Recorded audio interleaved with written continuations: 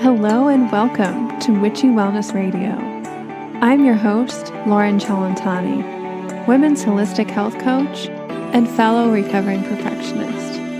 This podcast was created to show you that your body is not in the way, it is actually leading your way.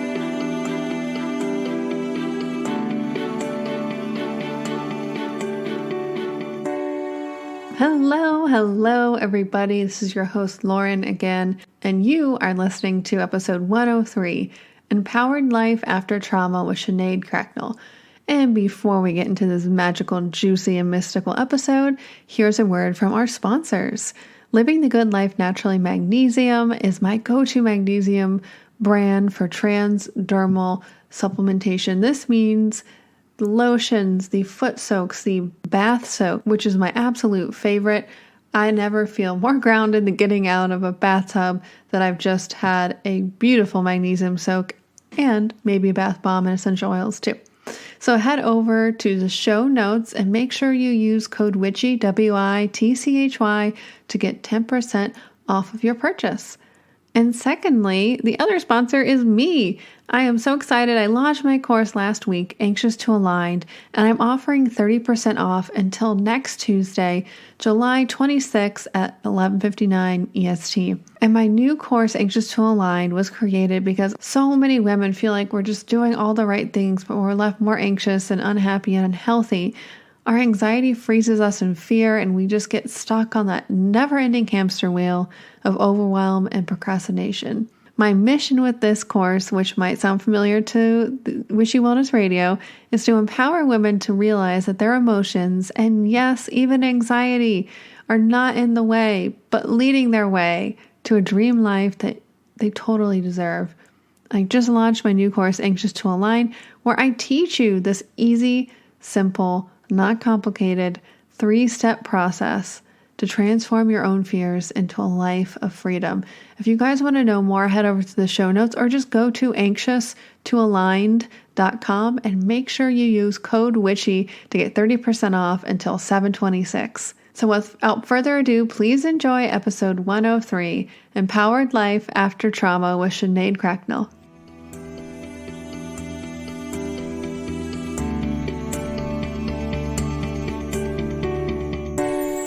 Hello, everybody, and welcome back to Witchy Wellness Radio. And again, I am your host, Lauren, and this is a show you learn that your body is not in the way, but actually leading the way. And today, our beautiful guest, Sinead Cracknell, is an intuitive soul elevation coach and a 5 and 7D energy healer who helps people overcome deep trauma, break through fears and limitations, and step into their aligned soul purpose. She offers soul plan readings to help clients uncover their unique soul purpose and be prepared to overcome challenges. And she is trained in powerful healings modalities such as Rahanni, which is 5D healing, and Ahai, I think I said that right, 7D healing.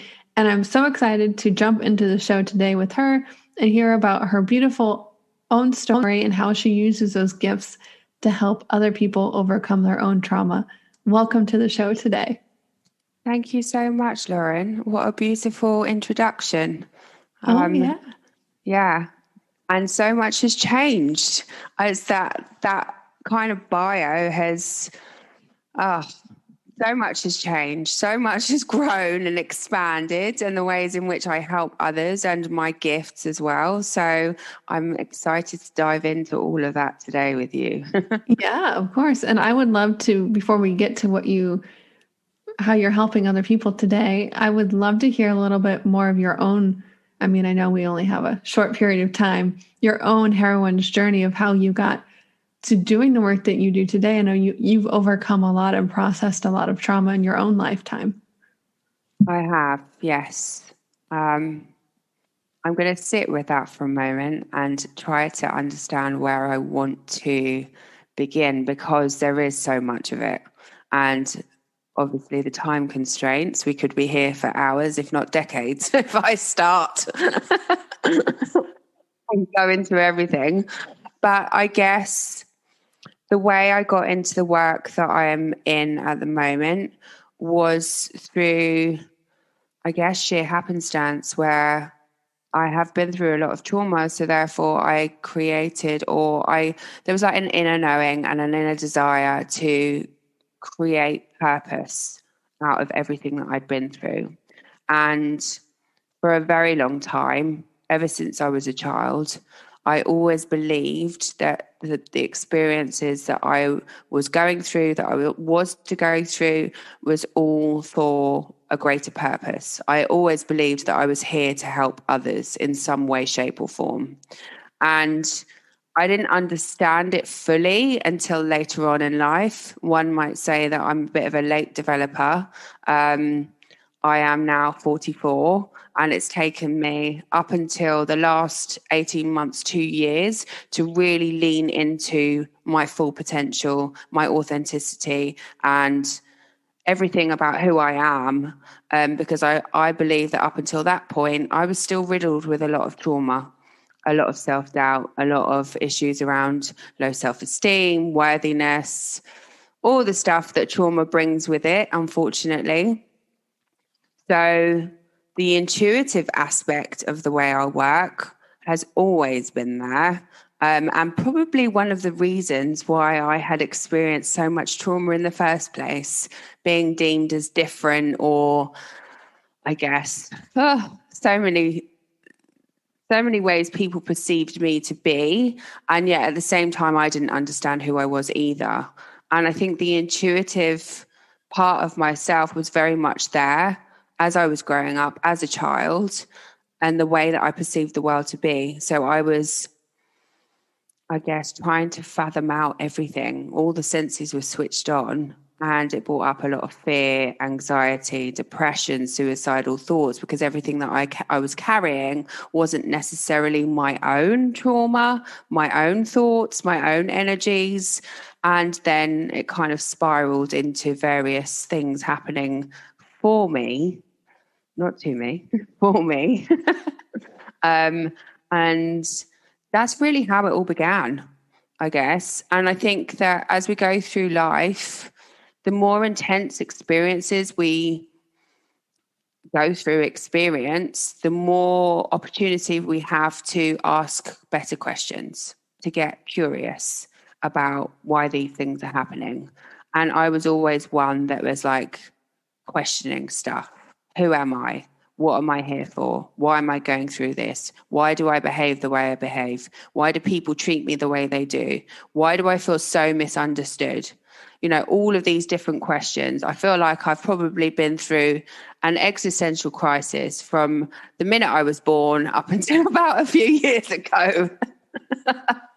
It's just continuous. I feel like a lot of people listening probably can relate. I know I raised my hand as well. It's just that knowing, but that seeking feeling.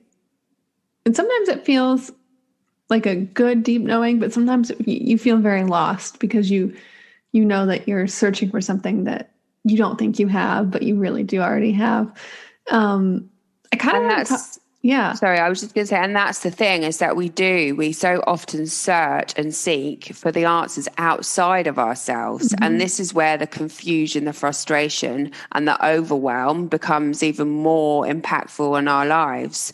And we experience things a lot more intensely, is because we feel that we're not worthy enough or good enough, or even given the proper guidance to go, actually, what you're seeking is already within you.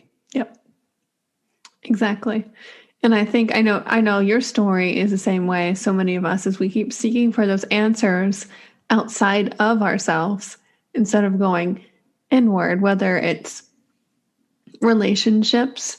For me, it was really getting into relationships with health and wellness, thinking that, if I ate enough kale or green smoothies, that would fix everything.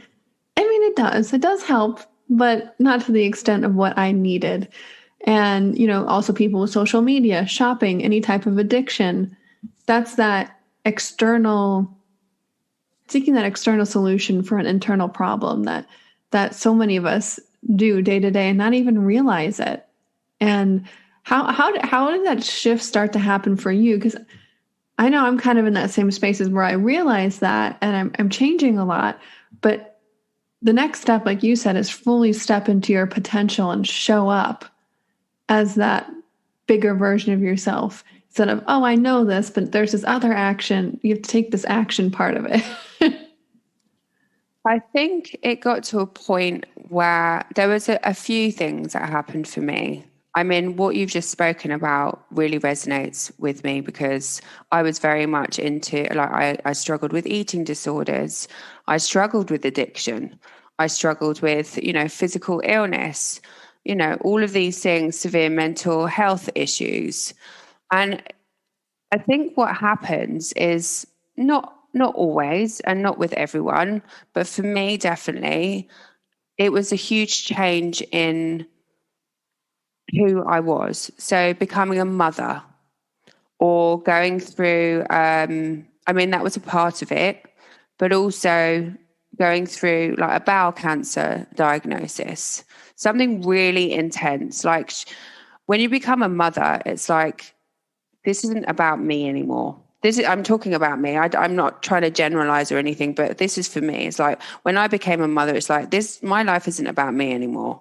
I need to take this seriously. And if I want my daughter to have and live the best life possible, I want to understand who I am. Otherwise, I can't teach her or be a role model in the best way possible.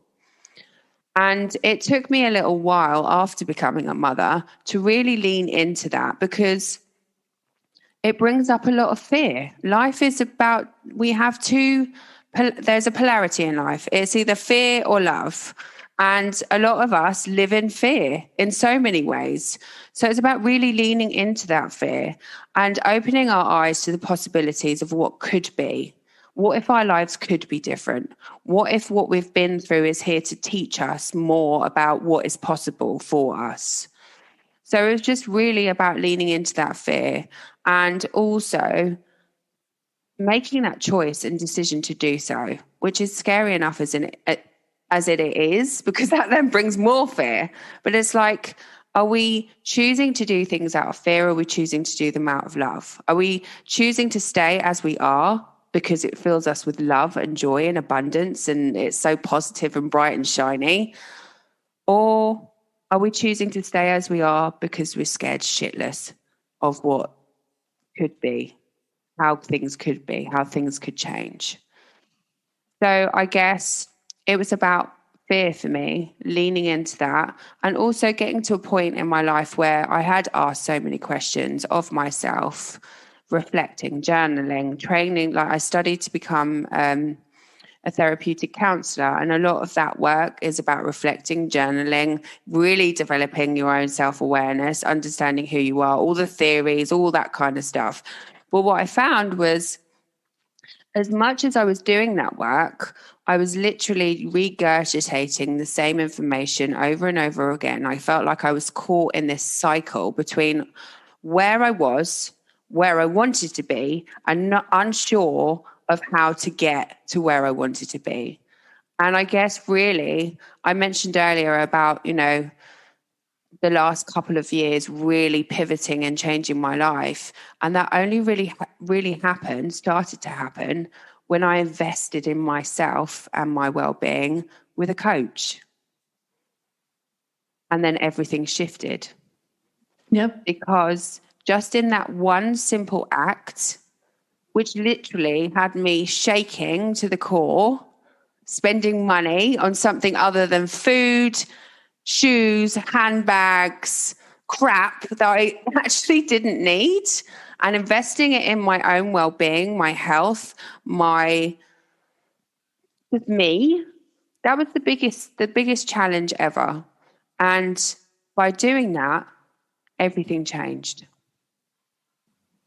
Yeah, that's very true. And that's scary, is having somebody to hold you accountable for that change. And for me, I had to remind myself, feel the fear and do it anyway kind of thing. It's successful people still take that action, still show up, even when that fear is there. And for me, I have by this time, when the show's out, my course will be live, a new course called Anxious to Aligned. It's about that transition of your anxiety, and that fear is here to guide you and is here for a reason to show you where to go for your fullest potential. It's not happening to you. And I loved how you said that too. It's happening for you. And it's that shift, but also living that shift too, taking that action anyway. And if you can't take that huge action or you don't know what to do next, hire a coach. Where do you feel led? How can you learn from somebody who has taken the steps that you want to take to guide you? Or how can you do a little baby steps every single day to get you to where you want to go? But it's really feeling that fear and doing it anyway. And like when I first started this podcast 3.5 years ago, I was scared out of my mind and I didn't know what I was doing and everything felt so hard and overwhelming. And now it's like second nature. It's because I practiced it. I kept showing up. Every time I had an actual real person interview on my show, it wasn't my friend, I'd get so anxious and nervous. And like I wanted to cancel and just crawl up in my little ball and stay small and safe. But I slowly kept pushing myself to grow and grow and grow. This is a beautiful example for me that just keep showing up every single day and taking little baby steps. Over time, you'll be blown away of how many shifts you've made. And I'm sure you've done the same, I know, in your own business, but also your own story and overcoming so much in your own life to get where you are today. Yeah, and I 100% agree with you. It's about feeling the fear and doing it anyway. And although that sounds really simple and easy to do, it really isn't. But it's about being consistent. It is about those baby steps. And it's about also recognizing every time you lean into that fear. I feel that a lot of us go through our days just carrying on as if, it's just one of those days and this is what we've accomplished, and never actually celebrate how fucking badass we are. We just go, oh, well, that's just normal to me. Like me talking about this actually came up for me recently. Like self-doubt creeped in for me, and it hasn't done so for so long. And I kind of got caught up in this cycle of comparing myself to others. This is such a common issue with many people, especially in the world of social media. I want to be better. Why can't I be like them? Why can't I show up like them? Why can't I be brave and courageous and talk about my vulnerabilities? And what I realized was that actually that's exactly what I was doing. But I didn't actually sit down, sit in it, and recognize that that was what I was doing. And it was like, okay, so this self-doubt has come up to perhaps highlight to me exactly what I am doing, rather than me to actually sit in the self-doubt, become overwhelmed by it. It's almost as if when something comes up for you, self-doubt, whatever it is, like, what is this here to teach me? Why, like questioning everything, getting curious about why things are coming up for you.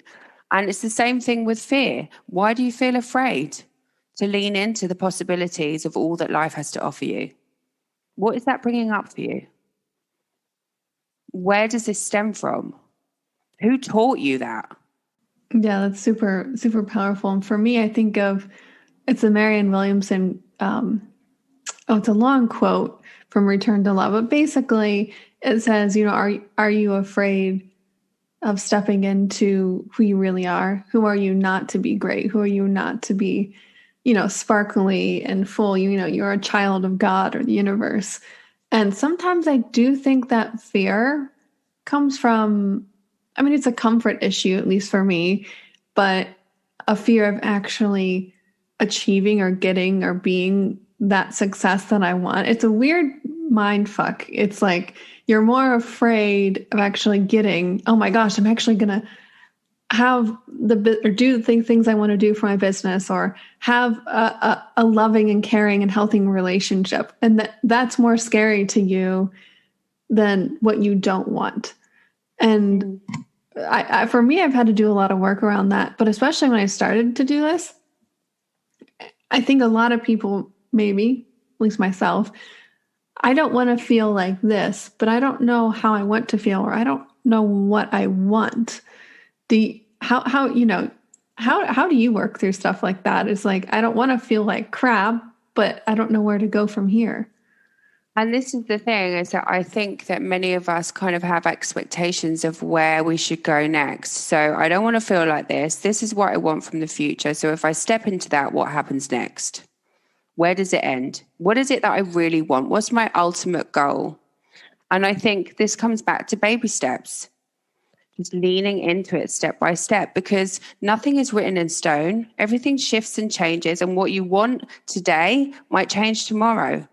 So just keep going. Just keep leaning into it. Just keep taking those baby steps. And I think this anxiety thing is like we're trying to figure it all out.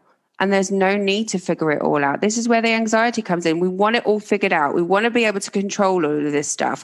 When the truth is, half the time, we don't even know if it's going to rain, sun, or hail.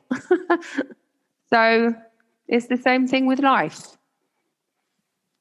Oh, yes. And I think for me, that whole surrender into that aspect and not having control was very anxiety producing. But that's where the work begins is, okay, why is that anxiety producing? Why do I have to be in control?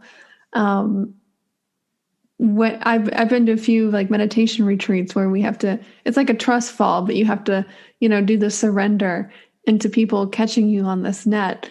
And it's supposed to like mimic, if you're meditating, being able to surrender into the meditation, into the void or the universe or quantum, whatever you call it.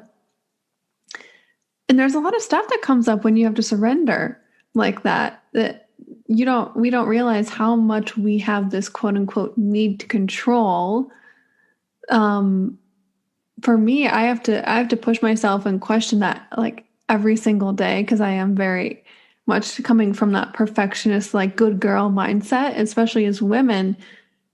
I think, my generation, my mom fought for all these equality rights and stuff. Like her high school didn't have any sports or for women and all this stuff. She did a lot, and she was this awesome, still is kick-ass career lady, and like did all of the things. And now I feel like this post-feminism, we're still trying to so many things for women and all other marginalized people around the world. But I find myself and so many of my friends in my generation being stuck in this, like, we feel like we have to step into this false masculinity to fit in.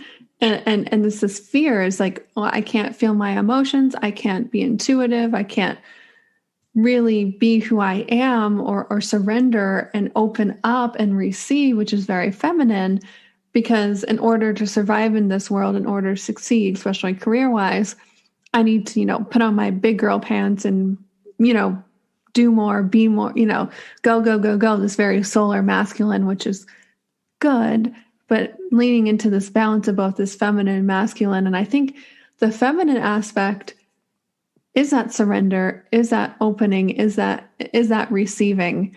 And I guess I would love to hear, how do you incorporate that and receiving and surrendering into your work and how you help other people? I think from what I'm hearing you say is that this is very much around societal conditioning, but also familial conditioning as well, where so often we're brought up to believe that it's bad to cry, especially with men and boys. Like, men don't show their emotions. Yet at the same time, as a woman, as a girl, as a child, I was also conditioned to stop crying. That's ridiculous. Why do you feel that way? That's just like questioning the emotions. So we get confused. We're not sure whether we should be crying. We're not sure whether we should be showing up as like this masculine energy. And I think really it's about exploring those things for ourselves, exploring our own conditioning. I could sit here and tell you that this is what I do. This is how I explore this. But I think really it's about giving permission to others to do the same. And also showing up as this person who's really productive, that's really together, that knows their shit, that is, got a successful business or whatever. That's great. And that's really inspiring. But it's also about showing up as the weak, but not even weak. Weak is a bad choice of words, actually. Because when you cry, I don't feel like it's weak at all. I think it's a sign of strength. But actually showing up and showing people that you cry, that you show emotion. And that in some way gives permission for others to believe and to start to feel that it's okay to show emotion and share that, share their tears. This is such a complex topic because I find so often that many of the people that I work with are so stuck in their masculine because of the conditioning that they've had, because of the trauma that they've been through as well.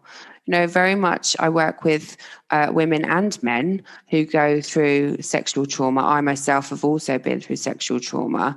So it's almost as if you become afraid of each of your energies. You become afraid of the masculine, you become afraid of the feminine, because perhaps when you were in your feminine, that vulnerable energy, you were then violated, taken advantage of. So therefore, you really struggle to connect with your emotions, connect with your vulnerability. But at the same time, you also struggle to be in your masculine. So you feel afraid, that you feel angry or this rage or this frustration. So it's really, really complex. It's like trying to navigate everything all at once. So I think it's a very, very individual process. And I think really explore what each of those things mean for you. That's where to start. What does it mean for you to be in your feminine energy? What does it mean for you to be in your masculine energy? And where do you notice when you are in either of those? Where do you notice when you're actually balanced? And I feel that we can so often get caught up in reading all this free information, valuable information on social media, but sometimes this confuses the fuck out of us even more. So it's about going within again, or working with a guide who's going to help you to reflect those parts of you, to help you to navigate and to understand who you are. Are you in your masculine? Are you in your feminine? Are you in both? What does that even fucking mean to you? Amen. I think the spiritual, emotional, self-help world is the same as the health world of you can read all day, every day, all the information online, but knowledge not put into use is not wisdom. And I think having that coach, that guide, that mirror to reflect to you, to help you look inward and actually focus inward instead of externally is priceless. I know if I'm new to something, if I'm struggling or processing something, I've gotten coaches, therapists, healers, guides, you name it, to help guide me. Not because I don't think I'm good enough, because I want to build myself up and have someone hold that space for me, that mirror, so I can see really, really what's going on. And I'm the one doing the work. They're not doing the work. I'm doing the work. Exactly. And it's also really important when you are doing that work, when you are trying to process things for yourself, that you choose to do it with somebody who's very much neutral. Mm-hmm. So not a friend, not a family member, unless you are in a relationship with somebody who can hold that space with you and come from a neutral place. That's beautiful. But so often we're not. So often we're in relationships, trauma bonds, where we're all trying to manipulate each other to try and get our needs met in some way or another. So it's really important to choose wisely and be really discerning about what you want to speak about, what you're trying to process, and who with. Mm-hmm. Totally agree. And especially in relationships, romantic relationships, realizing that we're learning this still, even in my relationship. They're not your therapist. They can be there for you and you can have an intimate relationship with them emotionally, but like some shit, a lot of your shit, you need that neutral third party. Your partner is not there to be your therapist, which is really interesting. And I love what you just said about, we're all trying to manipulate each other to get basically what we want. And sometimes you have to realize that you need to get that third neutral party to help process what you're going through. But I would love to hear, I know we've just gone with the flow this far and I loved it, but I would love to hear, Sinead, how you help people, if they need help, how would they contact you? what do you help people process? I know you've spoken a little bit about sexual trauma and processing and healing that, but I would love to hear more about the work that you do today. The work I do, multifaceted, multidimensional. Just describing myself, really, Yeah. I suppose. But it also extends to my work. I do help people to heal from deep trauma, to understand themselves, to understand their shadow side, their subconscious parts of themselves, to be that mirror, to reflect back to them what I see from a neutral place, and to help to basically rapidly transform them, to help them grow and heal and evolve and expand. That is pretty much what I do in a nutshell. But I don't do that by telling them what they should do, what they need to do, I'm not giving them advice. I'm almost empowering them to bring those ideas out of themselves, which are already there. I'm literally just the mirror.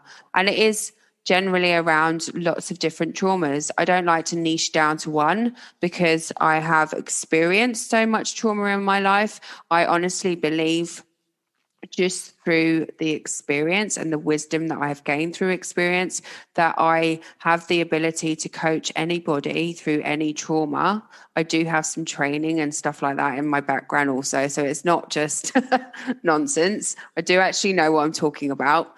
So in that way, that's how I support people. Really about releasing shame, embodying self-love, self-compassion, and self-sovereignty. Like taking your fucking power back, learning how to create, maintain boundaries, understanding where you're giving your power away, perhaps, understanding what your conditioning is, what your limiting beliefs are, what your values are, what your purpose is as well. Why are you here? What is your purpose in life?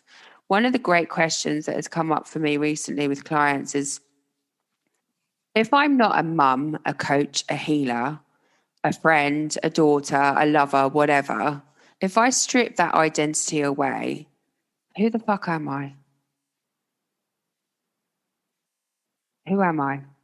Who am I as a person? What lights me up? When there's no one else around, who am I?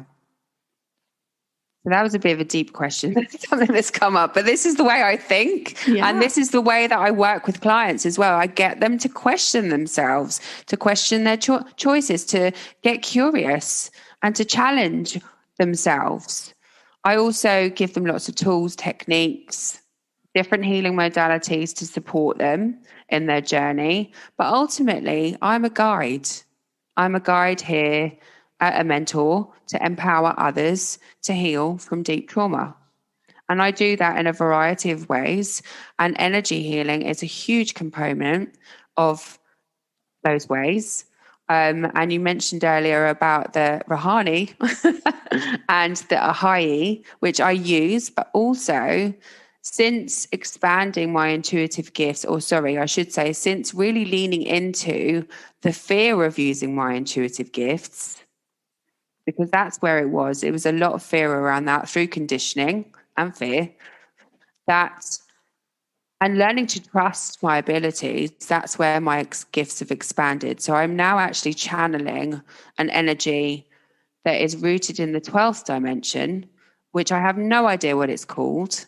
But it's all coming through and it's very activating for people. People are transforming their lives really rapidly.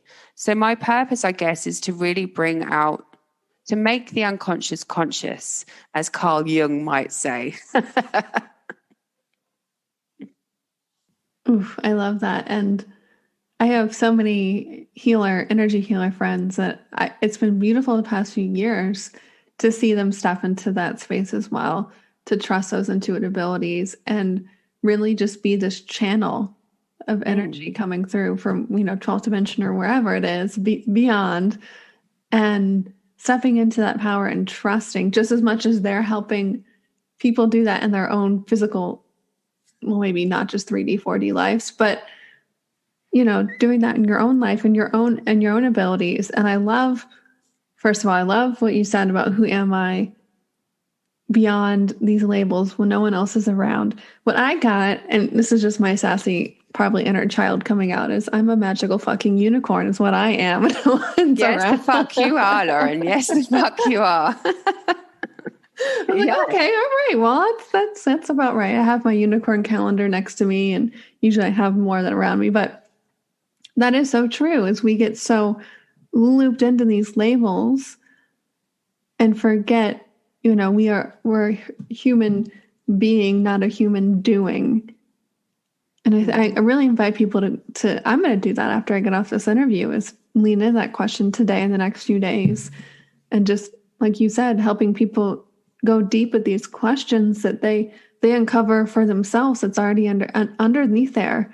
And self-sovereignty is huge.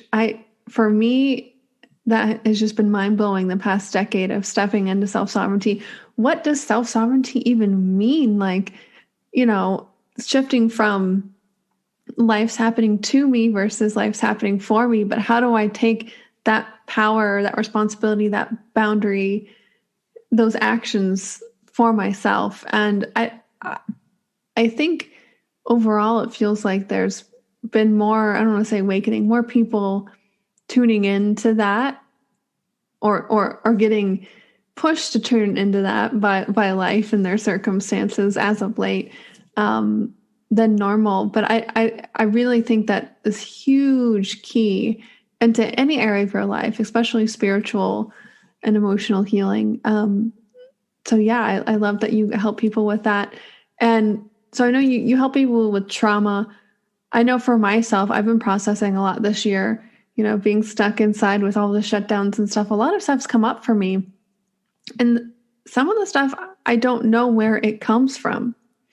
And I've actually released the fact that I don't need to know where it comes from. Mm-hmm. But how do you, if someone feels like maybe they don't know about a traumatic event, whether it's this lifetime or another lifetime, depending on your beliefs, but how does someone come with you? Do they have to work with you? They know a trauma they want to process, or they just feel like they're coming up against themselves and need some help?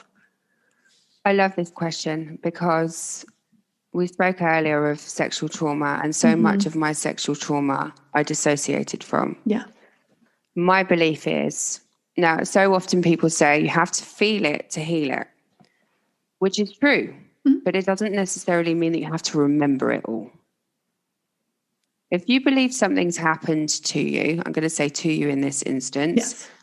Then if you believe it, if you feel it in your body, regardless of whether you have memory of it, because so often through trauma, we do dissociate. We only have fragments of the memories of those experiences. If you feel it in your body, perhaps you're completely dissociated from your body. Why is that? If you feel that something's happened, then it's happened. That's my true and honest belief. And that's where it is. I can take people into a state where they can remember those memories, should they choose to do so. I can guide them into their subconscious to unpeel the layers to find out what's going on a root level. But I don't necessarily believe we have to. If we feel that something has happened, then it's highly likely that it has. And therein lies the beauty of feeling it to heal it. If you feel it, you can heal it. And something that has come up for a client of mine is that, and myself, it's like completely dissociating from certain memories. And then as you start to talk about it, your body then starts to recognize that perhaps you're listening. All memories of trauma are stored in the body. The body never lies, ever. So it's about reconnecting with the body somatically. And understanding the whispers of your body as well, learning what is she or he trying to tell you. All the secrets, not even secrets if you want to call them secrets, everything that you need to know about your life is held within your body. It's all there, whether it's past life, this life, ancestral, generational, you've dissociated from trauma, whatever it is, it's all in your body. You're going to feel it. You just need to tune in and listen. Mm-hmm.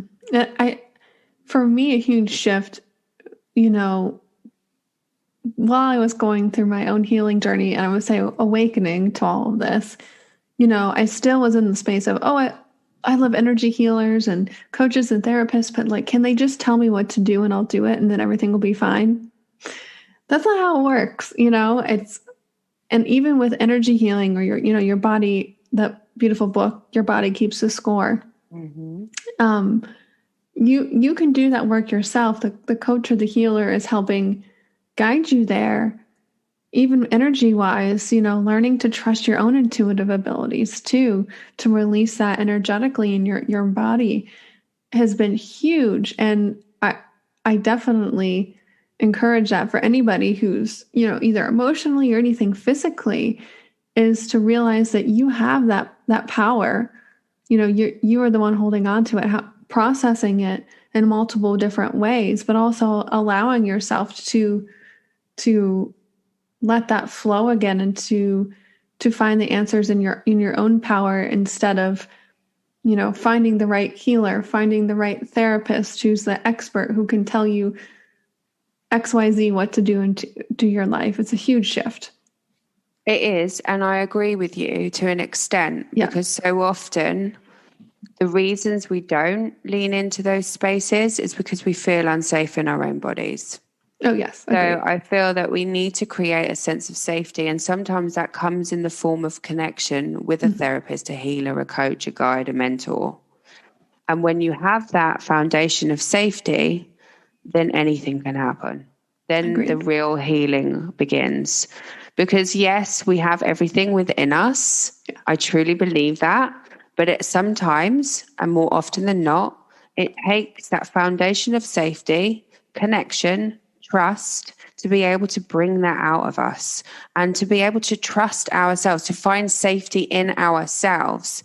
Because when we go through trauma, we often doubt ourselves. We doubt our intuition. Is it my intuition that's guiding me, or is it my trauma that's guiding me?